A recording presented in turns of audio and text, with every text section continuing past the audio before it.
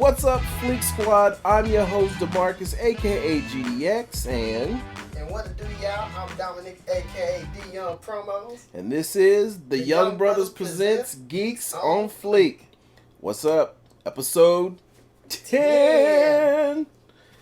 Alright, well, let's just get into the good stuff, man. We don't have no time for no half-stepping and BS here.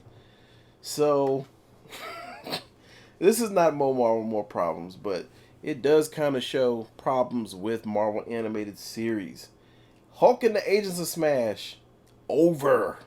Yep, finito, Is done, it finished, canceled? It got canceled, so it got taken out by force, not by choice. How you feel about that, man? Man, I'm just gonna have to say, I'm just gonna have to say this. Damn.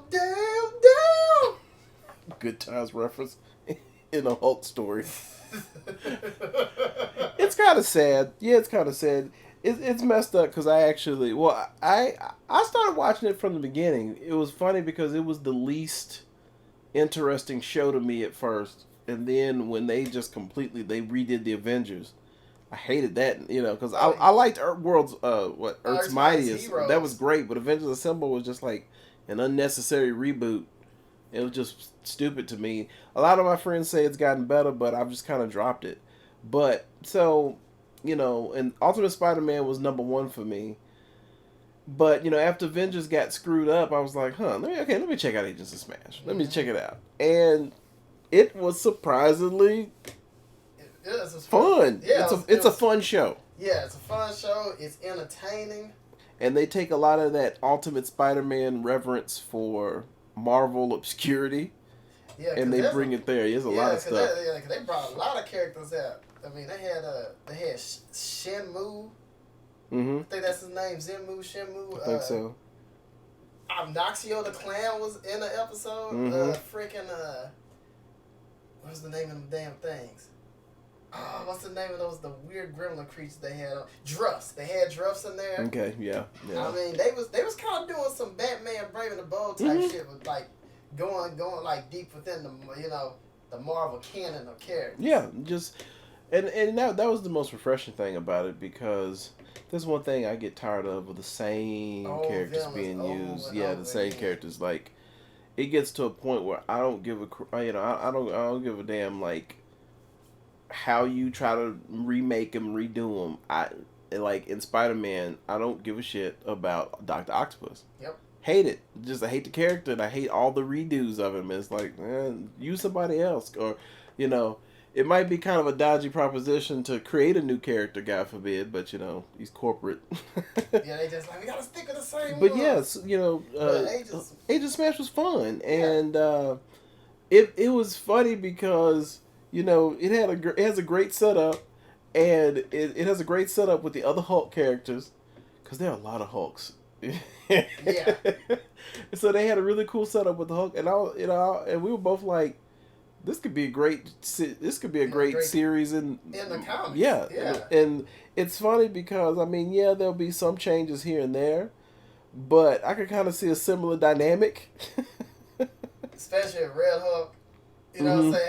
How his personality and how the characters react to it. Yeah. Especially when they be not punching the shit out of him. Yeah, like nobody, like when no one's having it, that he talks shit about the Hulk, and he gets Hulk puts him in his place.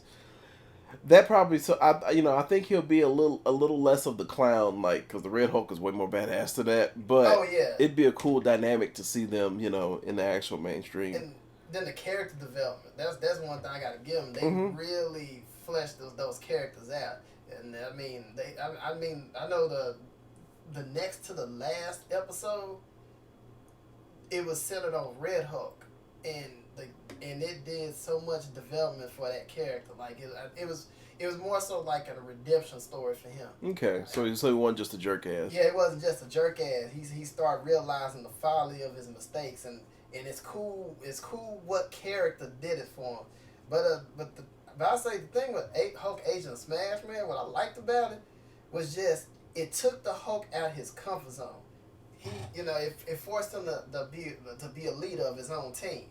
Yeah, story wise, yeah. And then there that it further established his place, in the Marvel universe. It was like they really they really drove home the whole he's not a monster thing.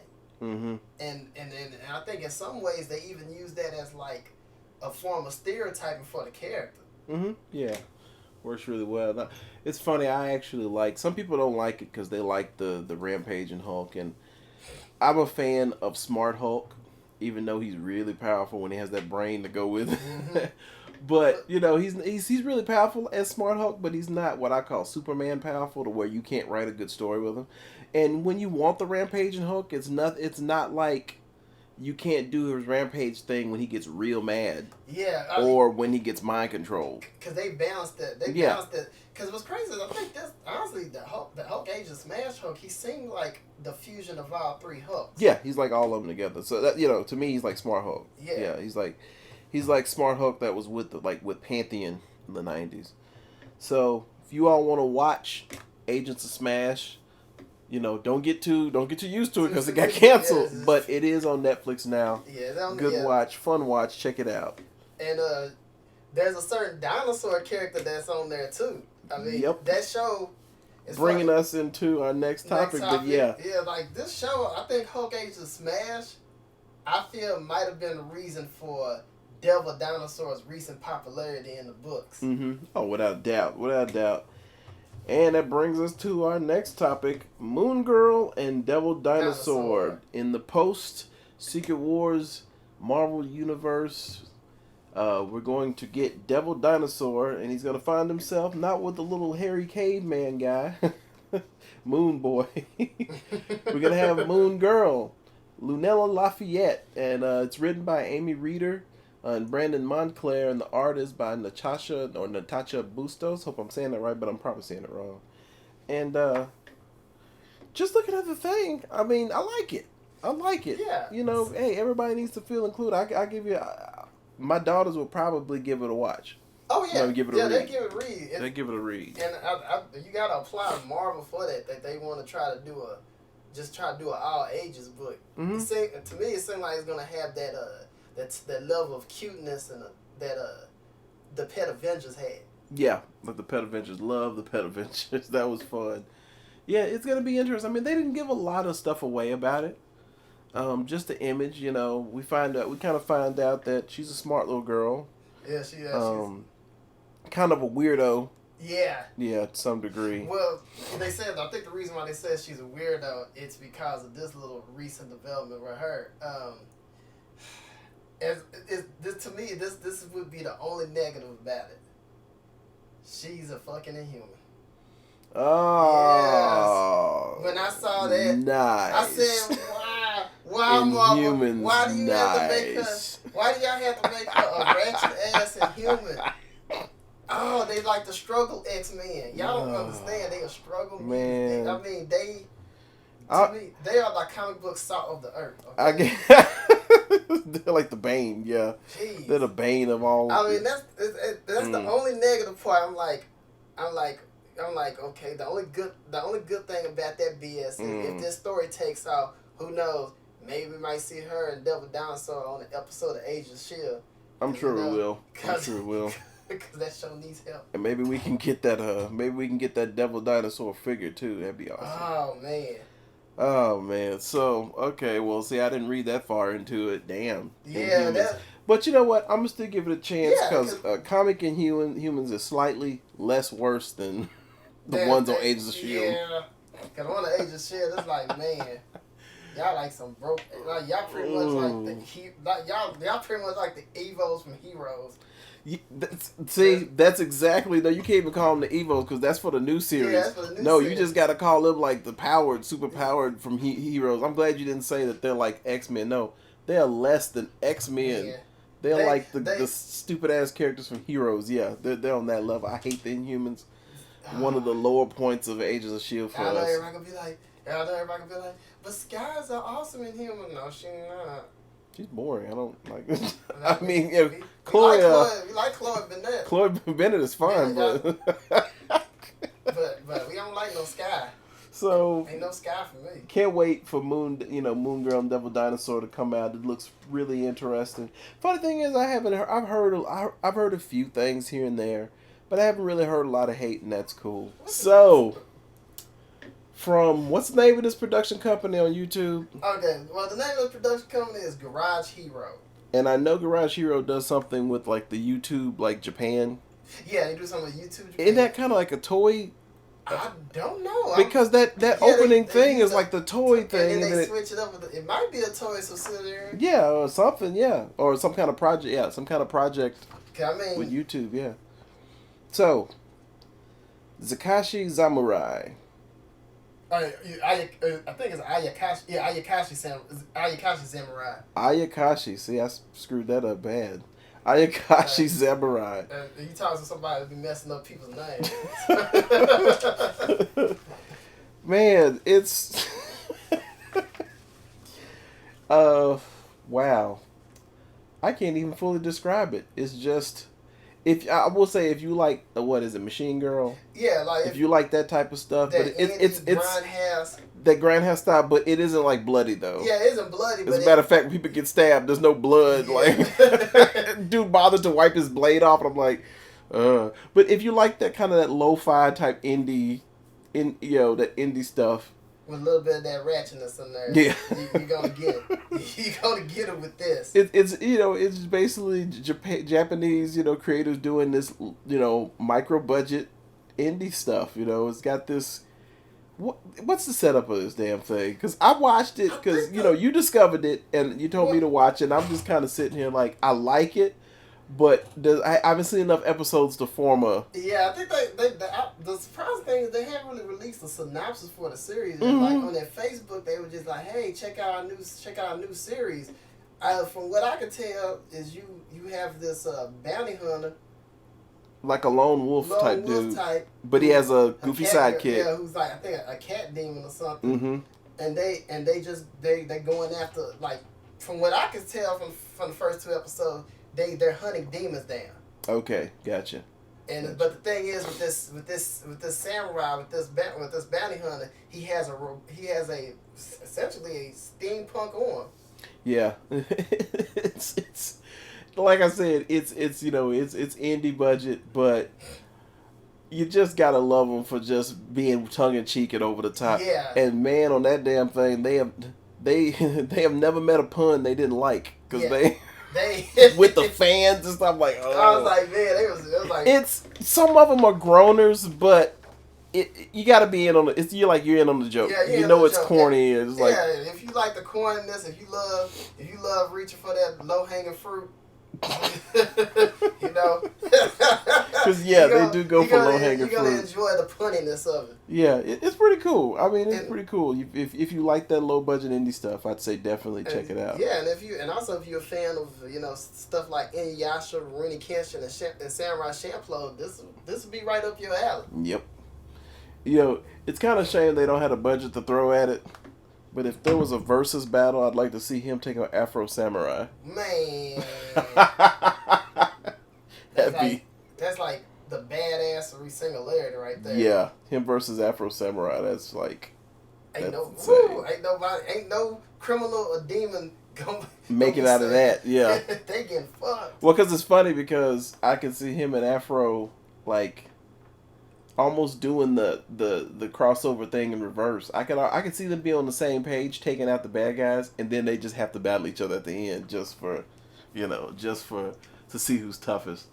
But yeah, check it out. What, Ayakashi Samurai? Yeah, Ayakashi Samurai. We'll have the link. We'll have the link up with the podcast in the description below. So check it out. Now moving on to something. Also definitely in the Toku spectrum realm, whatever you want to call it. So we all know in 2017, you 90s kids get blessed with a reboot movie. Yep. Although it's been so long, I don't think you could really call it a reboot. I think, because the original Power Rangers movie in 95 is just a sad footnote in time. Yeah, really sad footnote. So the Power Rangers movie, so they put the list out, or they put the character descriptions out, and it's cool because the character descriptions told you what team, because people were like, okay, nervous.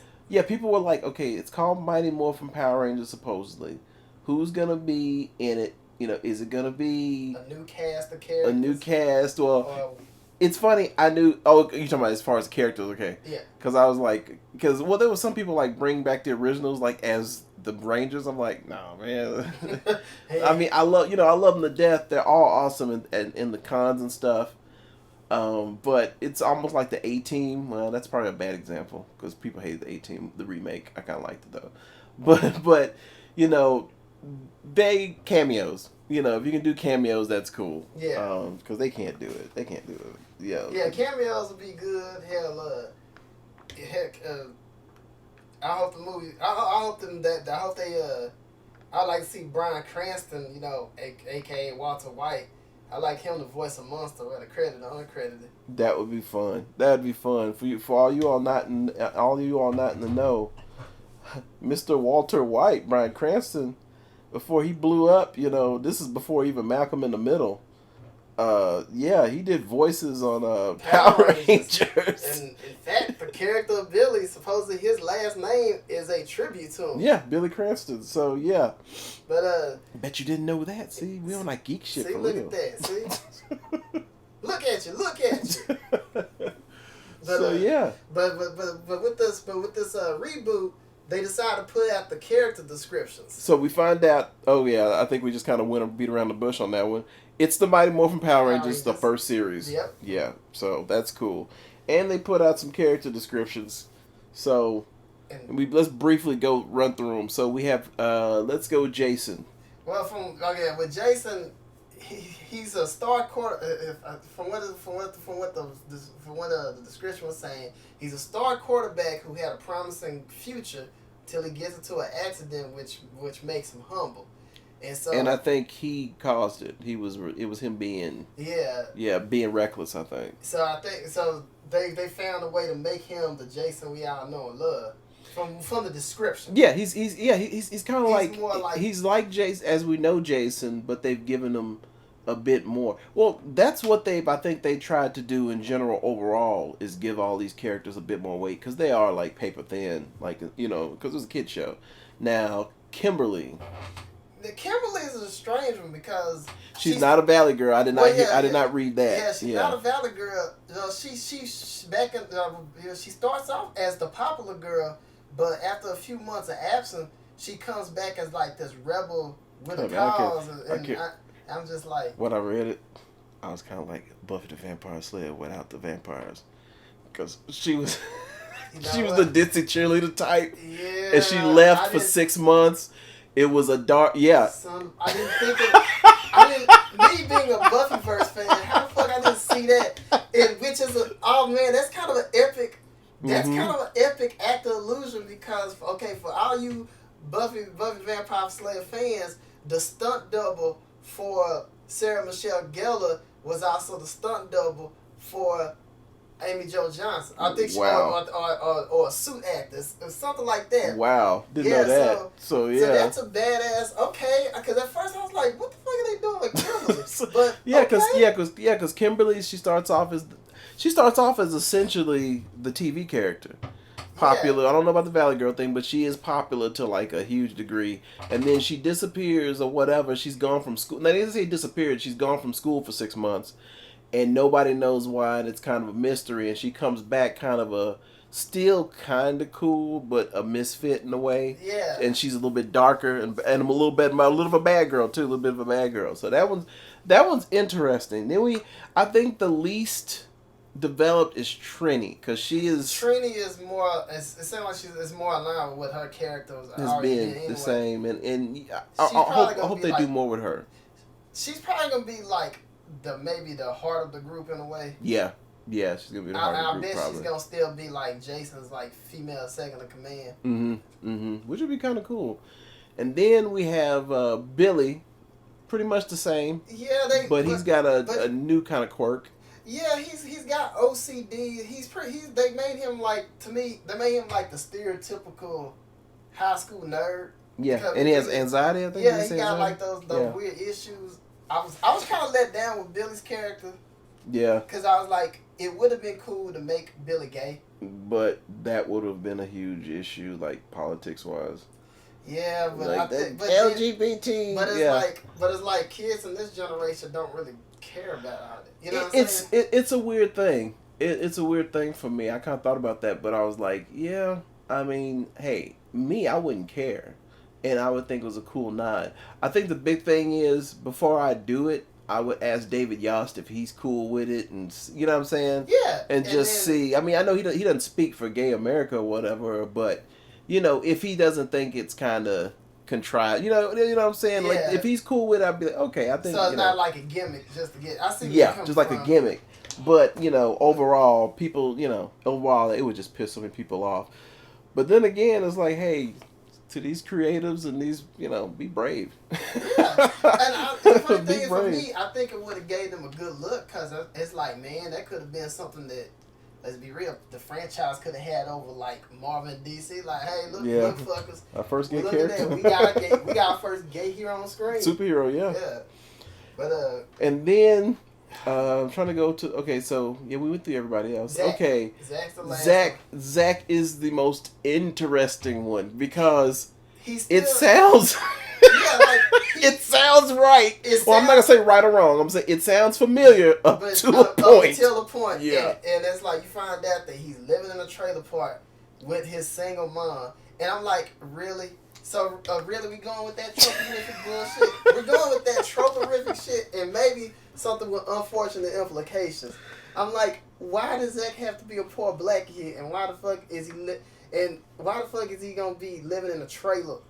Like, it's almost like they said trailer parks to avoid the hood. But it's like the damn. sad part. Well, that's the thought out part is a messed up. I see why they didn't want to do the hood thing, because it's like. But trailer park is just awkward and it's still bad because it's a single mother. It's like. And I don't know, just with the way Zach is, especially from the original series, he didn't seem like a poor black kid. No, he actually seemed like a middle class brother. He's a middle class kid, man. I mean, he was happy as hell. That's why he had time. That's why he had time to make that hip hop keto. The hip hop keto, like ghetto kids ain't making hip hop keto. They just trying to get away from the cops fucking killing them. Them motherfuckers live in the suburbs. That's why he's able to hang out with those characters. Yeah. And yeah, you know, Zach is weird, but I don't know. There's something to it that makes me think. Black and yellow or somebody's getting switched out racially. Oh, man. I think Zach might be. I think Zach might be white, and Trini might be changed or something. See, that might be the tricky. That's gonna be a very tricky thing, because I think it's to avoid that joke. The Black Ranger being black and the Yellow Ranger being Asian. But it would be a good little lampshade joke. Yeah. You know what I'm saying? Because I can imagine a scene in a trailer. Because I don't think they need to swap it. Yeah, they just need to make great Zordon. I'm the Black Ranger and I'm the Yellow Ranger. Unfortunately, we can't switch your powers. We're in tune with you. So yeah, I don't think so. But that little bit just kind of makes me think that they might try to, switch it up some. So let's see. I have a feeling if they report that, Power Ranger fans gonna have the asses for that one. Yeah, that's gonna be because too much. That's up there with trying to make the turtles into aliens. Ooh. I know, that's some strange shit right there. But you see how quick Band Company leaned back on that. So did. Babe was like, they can't be aliens, y'all. But now with the character descriptions, you notice there was a certain character that was not on there. No Tommy. But it makes sense, because I have a feeling they're saving Tommy for the sequel. Yeah, they know Tommy's one of the more popular characters at the franchise. Yeah, they know Greenwood Evil is one of the more respected story arcs in the original series. Yeah, and I seriously think that part 2 will probably, because almost anybody doing like a geeky nerdy franchise they're trying to turn it into a film franchise. So yeah, Greenwood Evil will have some kind of. Tommy's gonna be in the sequel. He's gonna be the focus of the sequel. And I bet in the first movie they're gonna probably do some foreshadowing with, because they're gonna probably do foreshadowing with how everything got to be, how Zordon becomes the floating head, and how he loses one of the coins. Mm-hmm. Yep. And I even say, I bet an after credit scene is gonna be probably Rita Repulsa and Goldar. They take a look at the Dragon Zord coin. Find a coin, and there'll probably be a kid maybe on Jason's team. Mm-hmm. Just a low key dude. You're gonna know who he is. Oh shit, that's Tommy. Yep. Let's not. You know what? It's not realistic, but for old school's sake, yeah, you can let them have a color coded ish wardrobe. Well, they actually might look weird. Well, the funny thing is, the Power Rangers franchise progressed, they gotten real better with that. It's like they still have their colors, but they don't make them stand out like the original. Yeah, because like at first, they would go as far as to give them like red pants. Like Jason would have to wear red pants sometimes. It's like, but now sometimes they have them. They actually have them kind of. They keep the color, but they do it in a very realistic way. It's not as. And that's probably going to be in the movie too. Yeah, because that's a big aspect of Power Rangers, color coded for your convenience. Now I'm just worried overall about Saban's stuff. Yeah, because Saban, like, you know, I put it like this, you know, because Saban, you know, he owns Power Rangers like straight up, and he definitely has creative pull on it. You know, and, you know, the first Power Rangers, it wasn't that, you know, in hindsight, and shit, definitely back then, it wasn't that great a movie, but you looked at it, and it was the movie, because it looked more expensive, and this and that, and then when Turbo or Power Rangers movie came out, it was like, this is a fucking episode. Yeah. What happened to the money? The funny thing is, it had a better budget than the show. It just looked like it felt like an episode. Felt like an episode of the show, and so I'm hoping Saban doesn't get cheap on this, man. It's like need to put as much money because and he needs to put some. And it needs to have some depth too. I mean, I do like that they got some. You know, they got some really good. Well, they got the screenwriters from X-Men: The First Class on that, so it's like, okay, that might be that franchise saving grace, and it's like I hope, and I'm just hoping Saban don't just try to take over the whole thing, because it's like Power Rangers is one of the franchises that do need to kind of grow up a bit. It doesn't have to be like that YouTube video, the YouTube viral thing, Power/Rangers. Because we know that it's not going to be like that or anything close. But it needs to have the same type of mature storytelling that you're seeing, in RPM and in Dino Thunder and even in Lost Galaxy and Time Force. I did like, and what we're referring to is Adi Shankar, I think that's his name. That was that really controversial but much lauded fan film that he did. That was awesome. But he could take pointers from the look. Yeah, and the cinematography, because that was sharp. That was real nice. Yeah. I mean, you can hate all the adult themes. It was a bit jarring for most, but yeah, it looked really good. They need to take pointers from that. It's just, as far as, hey, I have lots of respect for Power Rangers. It's funny because I'm not, I'm more of an 80s kid, and Power Rangers dropped when I was 16. I'm dating myself now, like big time.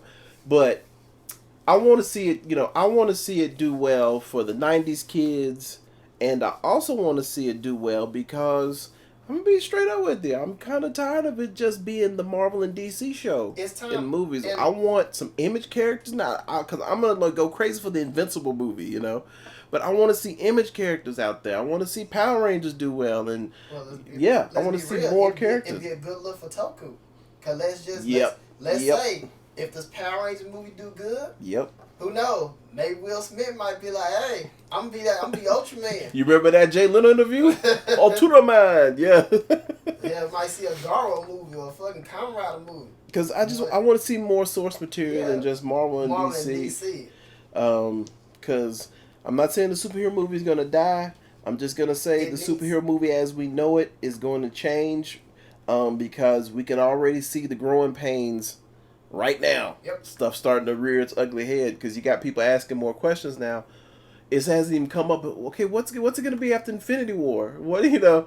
So, you know, I guess that's a whole different subject for another video. But yeah, I want to see Power Rangers do well and be able to stand on the same ground as the Avengers, and because it's good for fandom, well, and it's good for it's definitely great for fandom. Hell, it's gonna be great for Power Morphicon, because that's gonna be that. That's gonna be like the crowning. That's gonna be that drop the mic moment right there. Power Rangers the movie, like Power Morphicon, might hit like, you know, San Diego Comic-Con status, because you know, Saban's got to show love to Power Morphicon. Oh yeah, because that shit saved the franchise. So like, and to totally embrace Power Morphicon and to up its status, I wouldn't. Well, depending on when it's coming out, I don't know the exact month. I know the year, but I would debut the trailer at Power Morphicon. That you know, Power Morphicon has already gotten a huge fan base, but that would just like that would take it to the mainstream. Yeah, it was like that would put it on the map. That would put it on Google Map.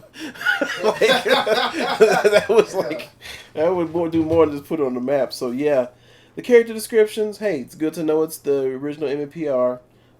Character descriptions, intriguing, some weirdness, but hey, I'm not at Fantastic Four level. Yeah. I'm sorry. Movie Bob said it best when he said Fanforstic. Yeah. I refuse to call it Fantastic Four. I'm calling that version Fanforstic. And that's not even a topic on this thing, but yeah, he goes in. That's not even a topic, but yeah, right now Fantastic Four is dying. Fanforstic is dying. We don't even have to say shit about it. There's so many great reviews, and Movie Bob does it best. And all you Movie Bob haters, whatever, he's killing it. Whatever. Respect the savagery. Respect the savagery. Yes. Hashtag respect the savagery, because he is a savage. So yeah, MMPR. Hey, I'm still down with it. Now this next topic, I might have to take a back seat, because this is more DM promos thing. Yep. So you shall have the floor. All right, Frank. And I'm gonna probably go and we turn my tab on. I'm gonna go to Pornhub. What the fuck? Why you? Wow, that's dope. And type in Jillian Jansen Black. Okay, cool. Let me turn the volume down. Wow. I'm just saying like Ric Flair. Wow. Bruh. Bruh. Oh man. I gotta try to that just threw him off. Damn. Oh shit, Virgo Paradox. Cause I bet some of y'all knowing y'all are gonna try to. I know y'all Google that shit. They're gonna be thanking us in the comments. I just discovered Virgo Paradox. You know what I'm saying? Thank you. Thank you so much. That's good, but just don't shake my hand when we see it in public, because I know what you've been doing with it. All right, let's get this back on the rails. So Fleek, all right, Fleek Nation. So y'all know, your boy DM Promo. You know your boy DM Promos. You know that I love Tokusatsu, but there's also something that I'm quite the connoisseur of, and it's the neo burlesque scene. I know it's probably. I was gonna cut you off and say titties, but that's cool. But yeah, it was it's cool. Yeah, I will say it's not my thing. I'm not gonna say it's not my thing. I just really haven't. I'm in so much geeky shit and so much other stuff that I haven't gotten to that yet. But from what I've seen, I'm loving the neo burlesque thing. Oh, yeah. Embracing the old and new. That's really cool how it's done. So yeah, go ahead. Yeah, like what was crazy is GDX was the one that should I even say it? Yeah. Yeah, GDX was the one that got me into it. Yeah. He got me into the neo burlesque scene with Michelle Lamore's epic performance on America's Got Talent. Yeah, you know the one that Brandy was hating on. I mean, I can kind of see her point, because, but hey, nobody said you couldn't do something like that. Yeah. And she had talent. So yeah, you probably seen her. Yeah, she's really famous for the Knight Rider thing. Yeah, she got the name, the moniker, the ass that goes pal. Yeah. And so, but she's a real awesome performer, and heck, maybe if if we got time, I'll probably shout out a few names. It ain't a big ass list, but names I think you should check. But now people are probably I'm gonna have to also set this up a little bit too.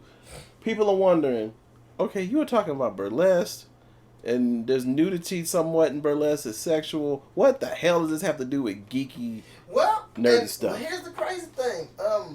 Burlesque somehow managed to kind of blend itself in with geek and nerdy culture, because now there's even a subgenre of burlesque called nerdlesque. And there's some performers that do nerdlesque, like Stella Chu and her friend Danger Doll. They do nerdlesque. And this one company that I'm about to talk about, they do nerdlesque also. They're called the Geekenders, and they're a burlesque troupe in Vancouver, British Columbia, and they kind of gained some notoriety for doing this burlesque parody of Star Wars called a Nude Hope. That's just genius. Yeah, and it's a funny watch. It was crazy. I seen it on I seen an article about it on Aisle 9, and I've actually seen some of their performances, just individual performances. But I was happy to see that they decided to put the whole performance online. They got part 1 and 2 up. So now, I haven't watched them, but I did see some of the pictures from it, and those costumes was so inspired. Yeah, it was funny. One thing I'm gonna definitely big up Neo Burlesque on, and I don't know if it's been big up before. Yeah, it probably has, but definitely gonna do it. I love the variety of body types, because I saw big curvy girls, I saw thinner girls, I saw really fit, and that was cool. Definitely loving that, because gotta give it up to the curvy girls and all the other guys. So it's based on Star Wars, and it is cool. I think for all the older Star Wars fans, I think, and if you enjoy Star Wars parodies, check that out, because it's cool. It's hilarious. I mean, they got a lecherous Obi-Wan Kenobi. You got a voluptuous Darth Vader who's played by Lottie Libido, and that girl, goddamn. And then you got we try to keep it classy. Then you got a kinkier version of R2-D2 C-3PO, what? Which is because they kind of make little jokes that they be messing around with each other. Oh, okay. And then but luckily the R2-D2 in this one is played by burlesque performer, female burlesque performer. Okay. And then you got a playmate Han Solo who comes out to Maroon 5's moves like Jagger. So I mean this shit was hilarious. You just gotta grab you a few beers and watch this. But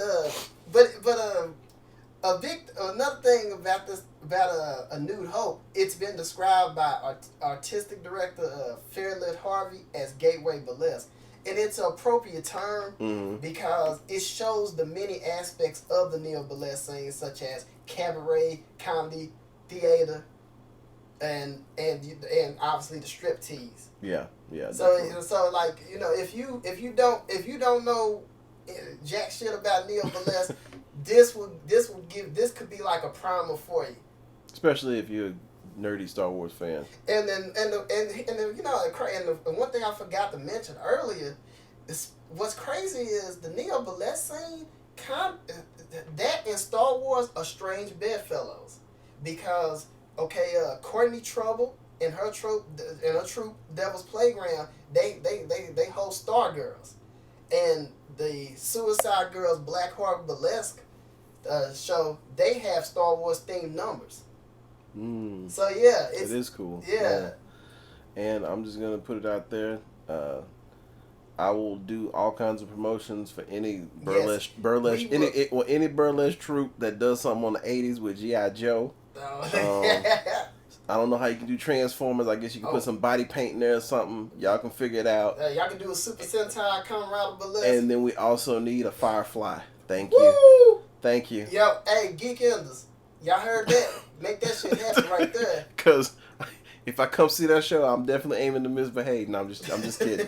I'm just kidding. Y'all know it's just a catchphrase. Y'all know what it is. Yeah. You got because I don't want to get the wrong idea. You got to be classy at these places. There's no tip drills at these places. There's no be classy. This ain't no BT or cut type thing going on here. Okay, folks. Did you know that that's actually coming back? Oh well, not It's not coming. Oh, damn. Do you want me to spoil you on it? What's the deal? It was a fucking setup for a new Punk'd, a new series of Punk with hosted by King Batch and Daystorm. Okay. Yeah. Okay. But a lot of people that was hoping for some BET Uncut was mad as a motherfucker. I like, really? You thirsty mother? Well, it's like BET Uncut don't even have to exist thanks to like World Star and shit like that. So yeah. But so yeah, we gotta get let's respectfully let's close that one out. Let's close that one out. But let's bring it back to the Burlesque thing. Hey, but like we said in the first episode, sometimes we do these little digressions. But if you want to get yourself really acquainted with the neo Burlesque thing, like I said, fuck with a Nude Hope. They got both they got both parts of the show online on YouTube. We will have the links on the description below, but you can also check out the performances of Michelle Lamore, who I talked about earlier, Dirty Martini, Peekaboo Point, Nina Lavoie, Xander Olave, Roxy Delight, Media Noche, Lola Frost, Tanya K, Ginger Valentine, and Tristan Risk. Good God. Those are some names you can check. That's his personal playlist, man. That's like, you heard a stunt for Trump, he a stunt for Rump.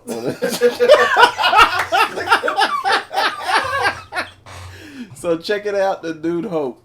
All right, we're going to switch it up. People are like, damn, man, there's like they giving us everything. Yeah, hell yeah, we give y'all everything. Everything. Not just video games and the usual stuff. Yeah, we don't just always fuck with the mainstream stuff. We like to fuck with we like to fuck with the obscure stuff too. So, let's talk a little bit about DC. And you know what? Okay, so some weird news. Okay. Now I'm gonna let you start this off. This is the problem, I would say, when you get popular and you get hot and you start feeling yourself and you start trying to deviate from what brought you to the dance, or you start trying to get these new weird concepts. Okay. So, what's kind of funny because I was gonna an episode ago, it was funny because my friend and I, we actually, with a wrestler, we were developing a series that was kind of like this, but it's just kind of weird for DC to be doing it, DCWB. And it's supposedly a show, comedy. Yeah, it's going to be a sitcom. A sitcom called Powerless, and it's The Office in the DC universe. DC universe.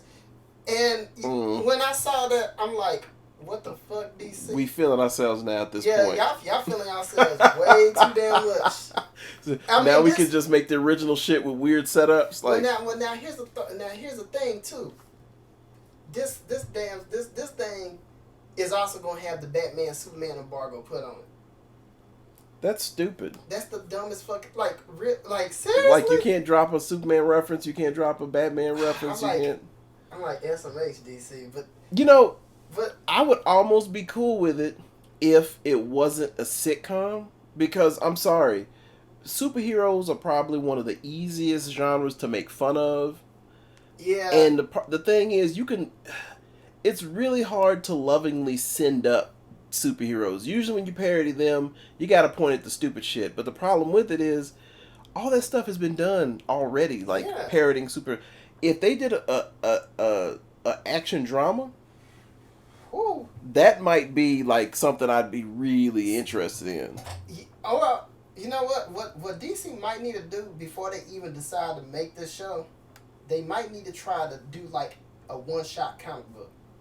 Possibly. As a pitch. Maybe a limited series to see how people respond to this. Well, the comic book though, that would be extremely limited. You have to do. But I don't even want to say a web series. I just say maybe just do it. Just do a pilot, and that's really it. Do a pilot. A web series might be a smart thing because a web series is technically an unofficial pitch anyway. Yeah. And just see how audiences respond to it. If they don't like it, cool.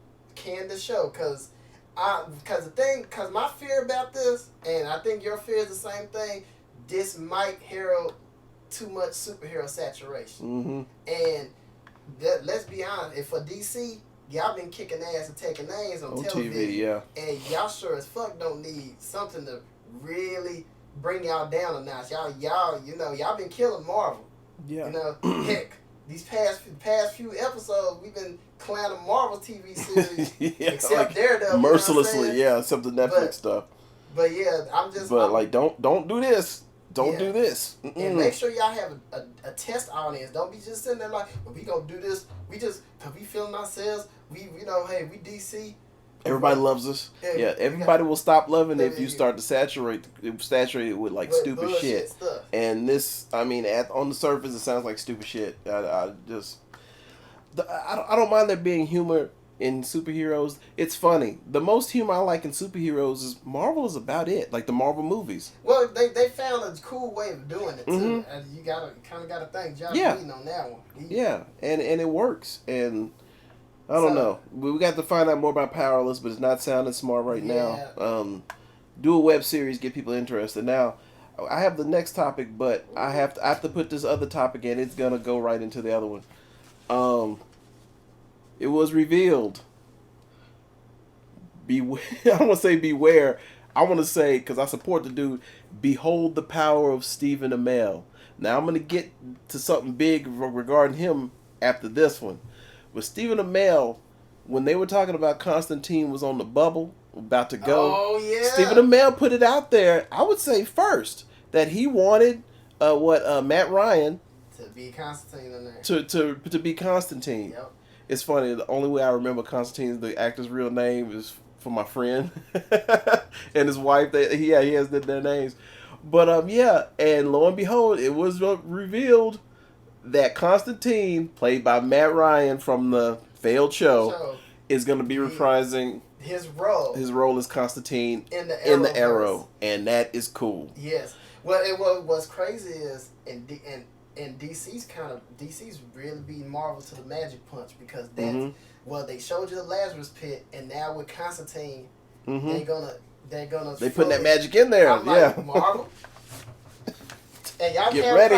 Y'all motherfuckers have a problem with Iron Fist. DC got y'all on that magic tip. And DC hasn't even had a raccoon in a tree yet. Yeah. It's like, why are you so scared, Marvel? You had a raccoon in a tree. Come on. It's like, why the fuck y'all scared? Now y'all need to be scared. They decided to bring Captain Carrot up. I'm gonna be like, ooh-wee. And it works. It works. I'm like, damn, Rocket Raccoon is fucked.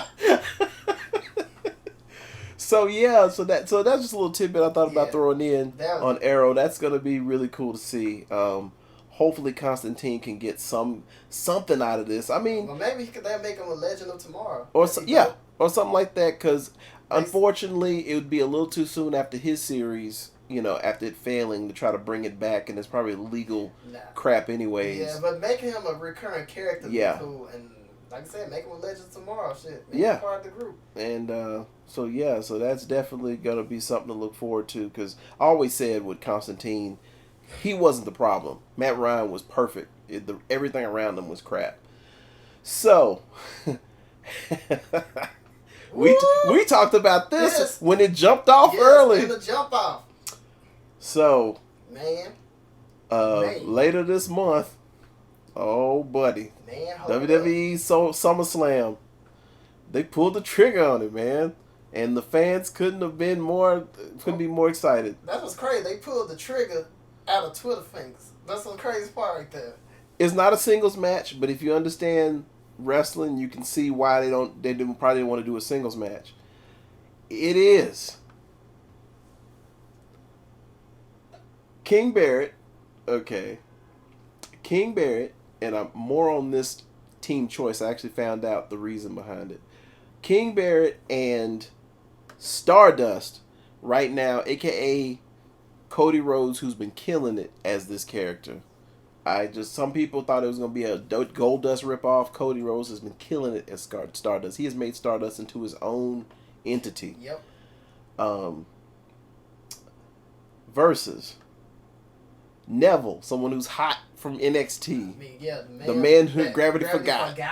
And I think somebody's trying to call him Red Arrow. Yeah, that's becoming his name. They gotta slow their roll on that one, because that's DC. Yeah, DC.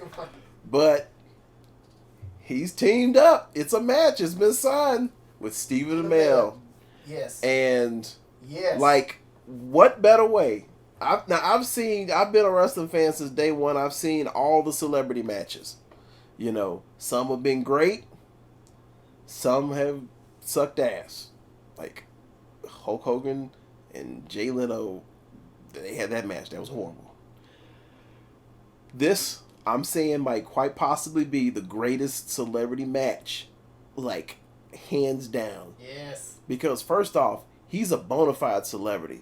Yeah. And it's not like, you know, some people tried to push, like, when The Rock came back, because that was a celebrity match. No. He was good in wrestling before he was an actor. No, this is an actor who is popular. So this isn't like some play at, like, clutching for relevance. No, he's hot right now. And how they jumped it off was great. You know, it all started a couple months back. Him and Stardust had a little stare down, and there was a little beef going on, and they you know, exchanged words, and it was cool. And they had the little Twitter beef going on. Well, they had the little beef going on Twitter. On social media, yeah, mostly through Twitter. It was good, and then it came to a head, and people were like, is it gonna happen? Is it not gonna happen? Okay, let's see. And yeah, on Raw, so Stardust once again comes down and sees Stephen Amell in the front row, who's a guest. Talks that shit to him, but he takes it further this time. He big-faced him and pushed him. Ooh. And Stephen Amell just like, okay, motherfucker.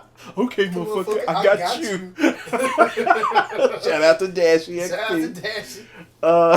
With the Donkey Kong. Stephen Amell just gracefully. That's the best way I can put it. He leaps over the crowd barrier. Yes. Leaps off of the ground up to the apron. And then he leaps over the ropes. And then he hops over the top rope and sticks Stardust with a spear. And then just start waylaying on him. The bows on. I mean, that arrow training paid off. Yeah. That was awesome. Let's just put it like this. Stephen Amell showed motherfuckers that he was about that life. He was about that life. Like the crowd fucking popped. It was like a Daniel Bryan size pop. And it was funny on commentary because it was a dope moment. It was like turned up like crazy. It was funny because, you know, WWE, they gotta always maintain this thing. Don't do this, like, because it was like, because the announcer was like, this isn't good because he's a guest. Doesn't matter who you are. Yeah, this isn't a good thing because in real life there have been people that jumped a barrier and you don't fucking do that. Like, you get arrested for that shit. Nowadays, security come and get you, but back in the old days, the wrestlers would beat the fuck out of you. And they let them get their licks in, too. And they could do it, because most of the wrestlers back then could actually fight. But Stephen Amell looked good. That got you hyped. And fandom has, like, embraced it. Like, there's fan art like you wouldn't believe. Yes, and the fan art is It looks dope. Good. And Stephen Amell, on his Facebook, he's putting it out. Like, what's crazy is it's gotten viral on WWE, man. Like, it's 1 million views and counting. Yeah. And it's huge. It is huge. And I mean, it was. Oh yeah, and then when the match got signed, you know, he was backstage all turned up, and Triple H had to try to hate. Yeah, like because he said Triple H didn't want to deal with the legal mess up. He didn't want to deal with. And that was interesting for Triple H. Like his character, like he was like, I don't want to deal with this. I'm tired of talking about it. And Stephen Amell was like, hey, because Stephen Amell said something about us, meaning him and Neville, and Triple H pulls that. Well, like, first off, you're not one of us. You'll never be one of us. And I think that's what got Mel turned up. Like, motherfucker, I just got big face because he told him, he was like, I'm a man. Yeah, he's like, I might be an actor, but I'm a man. If somebody puts their hands on me, I'm a hero. I'm like, hell yeah. I was clapping for that shit. And so, man. Yes. And wrestlers on Twitter and wrestling fans on Twitter, they called it out. When some of your best recent promos have been from Jon Stewart and Stephen Amell, y'all gotta come on. Y'all gotta put in some. I love much respect to the pro wrestlers, but come on, y'all gotta Come on, the actors are coming in from the outside, bodying y'all with great promos. That speaks volumes, y'all. It was like, come on, seriously, dude. Come on. I mean, and what's gonna happen then? If we gonna have Stephen Amell versus Seth Rollins? Wow. Now that would have been nice. I don't think he'd commit to holding the championship though, but I wouldn't mind. Shit. But everybody wants him to come out with the Arrow outfit, and I'm just like, y'all chill on that. Well, I'm sure he'll come with something that's inspired. Who knows? Maybe DC and WB might be smart to do that. I mean, it's got to be comfortable to work in. Yeah, they got to see if it's comfortable to work in first. But even if he couldn't wear the whole outfit, maybe have him kind of come out in the intro. I think he'll be in a green outfit. It's a good way to generate excitement for the next season. Mm-hmm. It'll be a good look, and I really hope that I really hope WWE WB allows some kind of Arrow reference. And let's because you want him to do wrestling moves, Arrow themed wrestling moves. There's 2 wrestling moves that he has to do. There's a submission called the bow and arrow lock. That's dope. Might be a little on the nose, but who cares? Wrestling has no chill. So it's cool. And then this one might be a little dangerous, but the Falcon Arrow. Yeah. That's a dope move. You don't need a lot of training to just tell him, like, don't get too intense. You already kind of busted up your job doing this shit. So yeah, when he was having a tense workout, he hit himself with they said he was injured like a couple days after that, and I was like, oh no. Yeah, I'm like, thinking of, man, don't fuck that moment up. Yeah, don't mess it up, man. Don't make him. Now, you have anything to add to that? Well, you probably gonna look at me with the SMH expression on your face. Oh, here we go. I already know where it's going. I'm gonna go ahead and say it.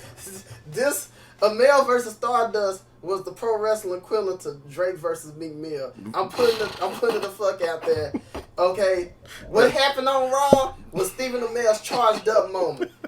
See, that wasn't where I thought you were going with that, but so yeah, that definitely was an SMH. But just hear it out real quick. Okay, Stardust, like Meek Mill, was instigating shit.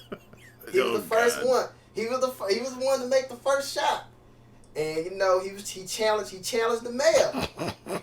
You know what I'm saying? Amell was like, hey, okay, motherfucker, this is my charged up moment. But I'm thinking SummerSlam, he gonna have WWE going back to back.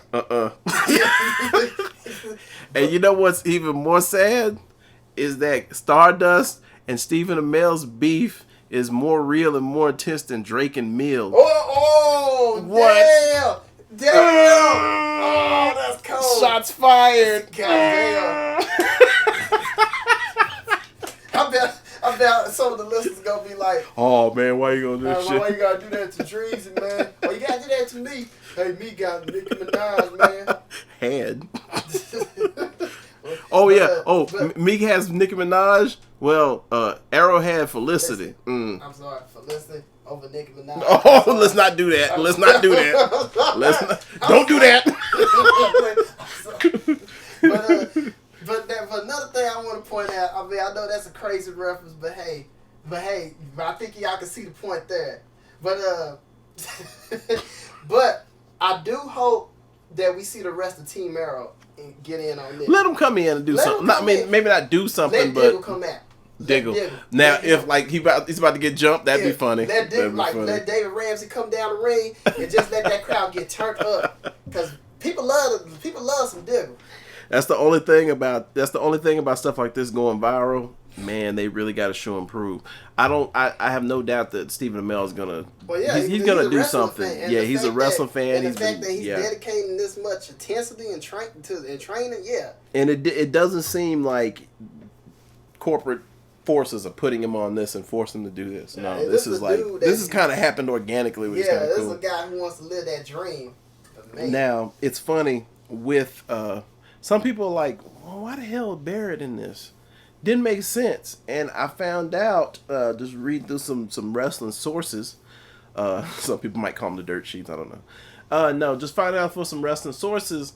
You know who was actually going to be in there initially? Who? It wasn't going to be King Barrett. It was actually going to be Miz, the Miz. The celerity makes more sense. Yeah. Something with he didn't complete his recent program. With Ryback and the Big Show.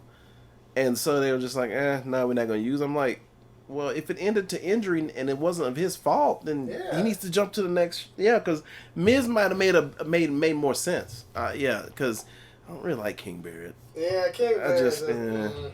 And that's the only thing. And honestly, overall, because I really haven't seen a lot of Neville, so I don't want to bury him or nothing. But Neville's awesome. You know, you kind of want it to be a one-on-one because they really didn't have a chance to build, you know, everybody's beef with each other. But from WWE standpoint, you don't want to put, you know, he's athletic, he loves WWE, but he's not a wrestler, and he can't put on. You know, he physically he might be able to, but wrestling is a different animal. You know what I'm saying? So he might not be able to. You know, you don't want to give him a big ass spot on the pay-per-view and all that pressure. That's it's a one-on-one match. And you know, just kind of good to have somebody carry you. Exactly. So you can have those other guys in there to carry him and let them do the more dangerous stuff. And I think it'll work well. So Green Arrow versus Stardust. It's at the end of this month on SummerSlam. Can't wait to check it out. That's the biggest thing I'm interested in on the card. I'm sorry. I'm going to say it's more impressive than Taker and Brock. Ooh, damn, man. That's savagery. It's like, shit. Y'all messed Undertaker up. I'm sorry. You messed it up, and you gave it to Brock. And Brock had already lost to Triple H and John Cena. And, at any rate. So, we're going to end this one on not even a different note. This is a good note, man, because this is... I love good sci-fi, man. I love some good sci-fi. And some of the best sci-fi, hands down. A lot of people like spaceships and explosion and aliens and all that. No, some of the best sci-fi could be speculative fiction. Yeah, speculative fiction. One of my favorites, because in speculative fiction, a lot of times it's in the not too distant future. A lot of times it's like in a parallel present. And a lot of times, or slightly alternate present. A lot of times it's not too far out there where you can actually see it happening. Yeah. It's a possibility. So I love that kind of science fiction, and I love science fiction that leaves you with moral questions. Like, would you do that? You know, Humans on AMC. It's a joint production between AMC and what British station? I think it's Channel 4. Channel 4, yeah, because it airs on Channel 4 first, and then AMC gets it. And this, hands down, like, okay, so the US and the BBC produced Torchwood. Yeah, that wasn't a great mashup between, even before that, the Doctor Who that appeared on Fox. Yeah, y'all loving it because they brought McGann back for they did all that. Yeah. But the Fox movie itself sucked because I showed DM promos. It was terrible. It was bad. So, British and British and American co-productions are mixed bag. Yeah. But this one works so well. Yeah. They even got John Hurt in for the ride. I know. You said John Hurt, William Hurt. William Hurt for the ride. John Hurt is Doctor Who, right? I can imagine them. Excuse me. You're confusing the wrong doctor. I am the one doctor. I'm like, dang, that shit happened. Be like, yo, how the fuck you from the house? Yo, come on, sit down. Have a Lone Star with us. So we have humans, and humans, it's pretty simple setup, but so damn complex when it comes to the morality of it. So, humans sees an Earth in which androids called synths, fully automated, pretty much really fancy robots that look just like people. They become the consumer. Yeah, they become the consumer thing, like hands down, like. And they become mostly maids and mostly slaves, and they're highly exploited. Yeah, like the typical stuff that you usually see with androids. Yeah, and the androids. But they handle it so well because, as one reviewer said, they handle it much like Black Mirror handles stuff. and it has that Black Mirror feel to it. What I do like about almost said Almost Human. I like that show. Fox fucked it up, but fucked it over. But what I love about Humans is, yeah, I like that it's a little dark, but it's not like dreary and hopeless, and But I really don't have that many complaints about it. Yeah, I mean, every episode it knocked it from the pace. Yep. From the acting to some of the little twists and turns. Mm-hmm. It's one of those shows. It's kind of a semi-slow burn, but it's one of those slow burns that get you hooked. Mm-hmm. You watch that first episode, you just like, okay, what happened in the next one? What's going on in the next one? Yeah. I mean, I can imagine when this gets on Netflix, that's gonna be one of the most binge-watched shows. Yeah, it is. It is. It's great sci-fi because at first it's funny because they have the character they have the character of Mia. She's this Asian looking robot, and she's fine as hell. Yeah, but you feel so dirty. I'll go on to spoil this one, so there's little spoilers. When I don't want to say who, but you feel so dirty when one of the characters. Well, two of the characters. It kind of so. Some of the main characters, there's this family. And they're obviously dysfunctional. They're obviously dysfunctional. You got and it's crazy because you think something's up with the mom, and it's like, wow, you should have told your husband that. That's like, what's wrong? Yeah, we not gonna, like, what's wrong with you, Mom? Yeah, it's like, and Mia's like, she's one of these synths, one of these robots, but there's strange happenings going on with Mia, and she's not homicidal or nothing. No, it's just that. But there is a weirdness going on, and the twist is awesome. But I thought it spoke volumes that the male characters in the family, like, were the ones who kind of lecherous. Did because you felt bad when you felt bad for when the teenage boy, the son, just felt a boob. But it was funny that alarm. She kind of had alarms. She said inappropriate touching of the unit. But it was cool that when he was like scared shit. I was like, oh no, you can't tell. She was like, I'll allow this to happen, but and that was cool. But I had to have felt. It's funny because I was like, yeah, man, I got Mia, yeah. But when you saw the dad like screw Mia, and then especially with the this is gonna have spoilers, right? Yeah, okay. Especially when you find out that Mia. We call her by her real name. We actually kind of she's Anita. We call her Anita. Yeah. Well, we just spoiled that too. So that. Sorry. So we just gonna go ahead and say it. We should have said in the beginning. Spoiler alert. Yeah. Well, I wanted to do this without spoiling it, but like if you like something, it's hard to like not spoil. I guess and keep it really ambiguous. Like, well, yeah, this is. But spoil it. But once you find out that Anita was. That Anita has a consciousness that's just kind of being hidden, due to her programming. Yeah. The whole thing of what the dad do using the adult programming, it takes it on a very dark level. Yeah. And it's a very sad and pathetic level too. Yeah, and it's awkward. Yeah, it's awkward and it's sad, and I love that emotional weight, and just It's funny because it's informed by a lot of different. You can see a lot of different stuff. You can see the Black Mirror. You can see the Black Mirror. You can see some Blade Runner.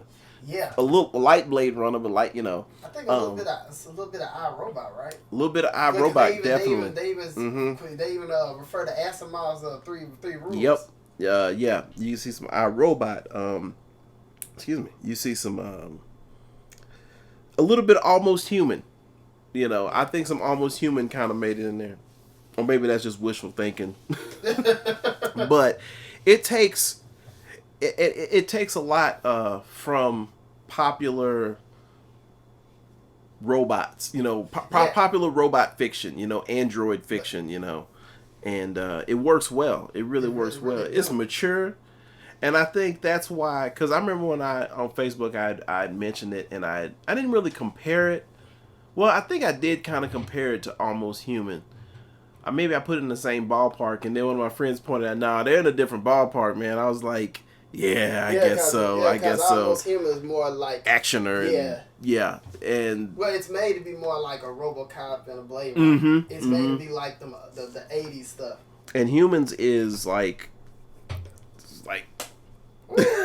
it's just really good. It's gonna grasp you, man. Like I hope our little spoiler didn't reveal too much. Trust me, we did reveal that bit, but how you get there, yeah. And this has to be the prime example of a television trope, a TV trope called British brevity. Yeah, they are in it and out in 8 episodes, and that's a good thing. Yes. I mean, I heard they got picked up for a second season, and it's going to be 10 episodes this time. Yes, give them a little extra. Give them a little extra, but it's not going to... But they're not going to turkey meat it.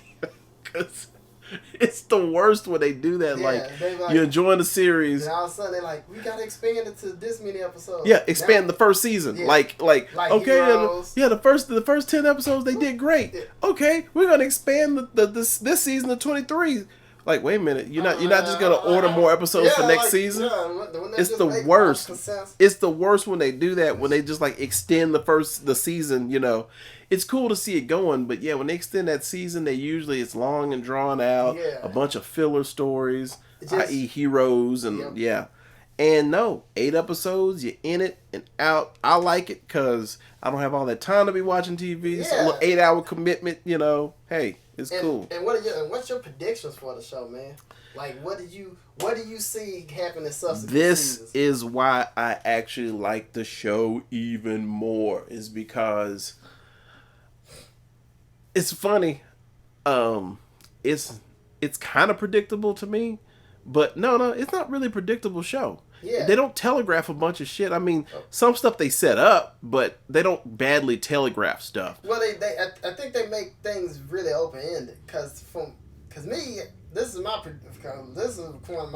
my biggest predictions. Well, one name, Niska. Yes, my Niska.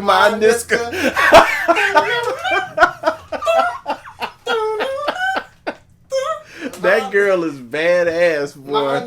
My Niska. My motherfucking Niska. My Niska. You know, they get a chance. Hashtag my Niska. Wow. I'll still sock you in the mouth if you come to me and say, "What's up, my Niska?" No. I'll be like, we not. No more appealing to y'all. But I think with her character, because she's quite the engaging character, because she had the chance to she had the unfortunate chance to see the darkest side of humanity. Mm-hmm. So I'm thinking she's gonna become the Magneto of the sense. Yeah.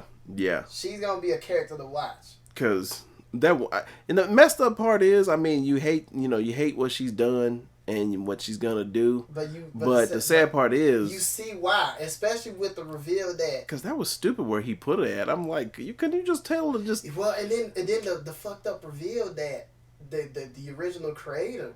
Mm-hmm. He was doing fucked up shit to her. Yeah, so she's seen the baser instincts of mankind, and so her character is definitely going to be the Magneto of sense. That's going to be a huge thing, and I think there's going to be an arm race too. Mm-hmm. Because in the season, in the season finale, because like we said, spoiler alert.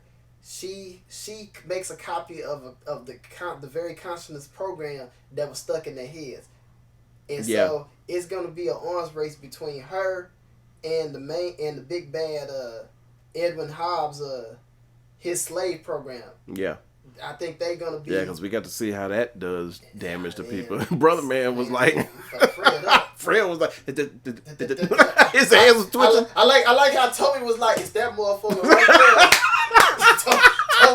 He's like, hell yeah.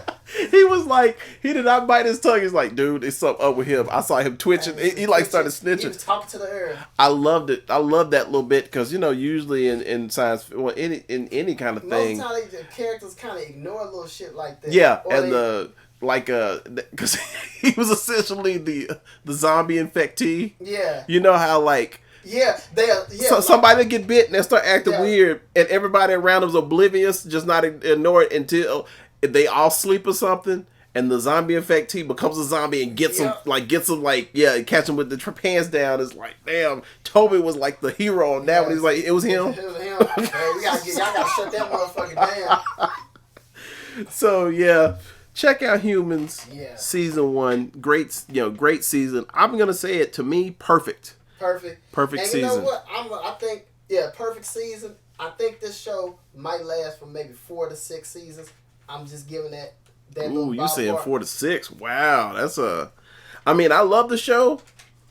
I don't know 4 to 6 seasons. I don't know about 4 to 6 because. Wow, where they're moving to. It is kind of quick. Because you got to understand, the moment that let's say they pull the trigger on Niska does what she does. You got a different show on your hands now. You got sentient robots. Now you got to deal with the So you got a different type show. I might be right on the four season part then. But one thing I really want them to do, please have a definite ending in mind. Yeah.